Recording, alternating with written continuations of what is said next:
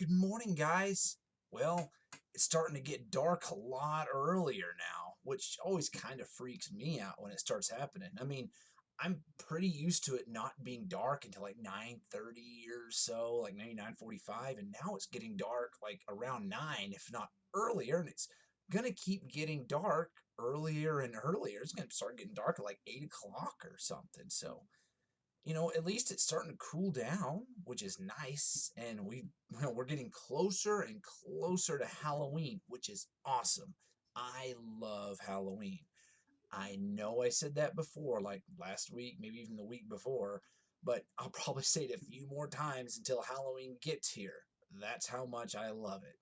So, are you guys excited for fall, Halloween, Thanksgiving, and all that? There's going to be a lot of food, candy, and school vacations coming up at least. So, hey, it's something to get excited about. So, anyway, let's do our opening together. Repeat after me if you'd like, or just do the hand symbols with me. We are Unitarian Universalists.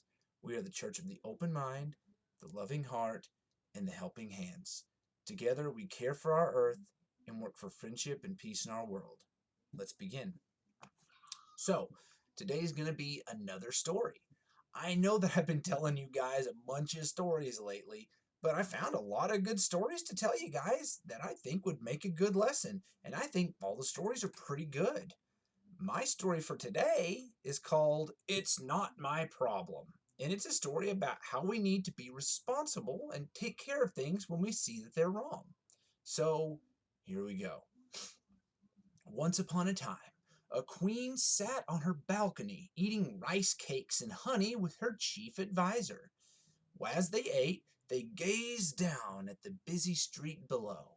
The queen pointed to something in the distance, and as she did, a drop of honey fell from her rice cake and landed on the balcony railing. "My queen, you have spilled a drop of honey," said the adviser. "Shall I call a servant to come and clean it up?" The queen laughed. "A little drop of honey is not my problem. Someone will clean it later." They went on eating and talking as the drop of honey got kind of warm in the sun and started to drip down over the railing and onto the street below. "Your Highness," the adviser said, "that drop of honey has now fallen onto the street where it's attracting flies. Shouldn't we call a servant to come and clean it up?"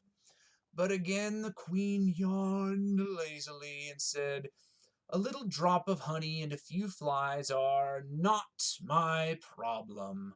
Someone will deal with it later." Soon a lizard darted out from underneath the palace and began to catch the flies on its tongue. Then a cat jumped out of the baker's shop and began to chase the lizard around. Just then a dog came running out of the butcher's shop and began to bite at the cat. "Your Highness," the adviser said, "now the flies have attracted a lizard, which attracted a cat, which is now being attacked by the dog. Shouldn't we call someone to stop the fight?" But the queen only stretched and shook her head to her adviser. "Won't you relax? A silly animal fight is not my problem. Someone will surely take care of it." And in fact, the baker did take care of it. She saw the dog attacking her cat and ran out with a rolling pin and began to hit the dog. And then the butcher heard his dog howling and yelping and ran out with his broom and started to hit the cat. Soon the butcher and the baker were hitting each other. Then the neighboring shopkeepers began to take sides, joining in the fight. So it was like a big old brawl. Then some soldiers came along, but some of them are friends with the butcher and some of them are friends with the baker. So, the soldiers started taking sides and they started fighting. And so the battle got bigger and bigger and bigger until there was just a battle going on all throughout the streets. People were throwing rocks through windows and tipping over people's carts. Someone picked up a torch from the wall and hurled it through a window. A big old fire was started, and eventually it spread to the palace. The next thing they knew, the queen and her adviser were being escorted down a ladder from the balcony into the street below because the palace had caught on fire. Later that day, when the fire had finally gone out, the queen and her advisor kind of started looking around the ruins of their kingdom. Suddenly, the queen stopped in the street underneath where her balcony had been. She reached down and touched something in a small puddle on the ground. "It's honey," she said, remembering. "I guess I should have cleaned up that drop of honey in the first place. Now my whole kingdom is gone because of it." That was the last day that the queen ever said, "It's not my problem." I thought this was another great story. The queen didn't take care of a small thing when it happened, and it ended up causing really big problems. Can you think of things like this that have happened in your life? I mean, not something like having a town burn down, but maybe something else. Like one time, Conan spilled some water in the kitchen and didn't clean it up. A few minutes later, I walked into the kitchen and slipped in the water, and I ended up hurting myself. If Conan had just cleaned up the water when he made the mess, I wouldn't have hurt myself. There's also been lots of times when, someone has dropped something on the living room floor and they didn't pick it up, and then someone else ended up stepping on that thing. Like one time it was a little tablet was just laying on the floor. Somebody put it on the floor and didn't pick it up, and the tablet got stepped on and broken. If they had just picked it up, it wouldn't have happened. I know this has happened to you guys. I mean, how many times have you been playing in the living room with your toys, and then when you got done playing, you didn't pick up your toys, you just left them lying around everywhere?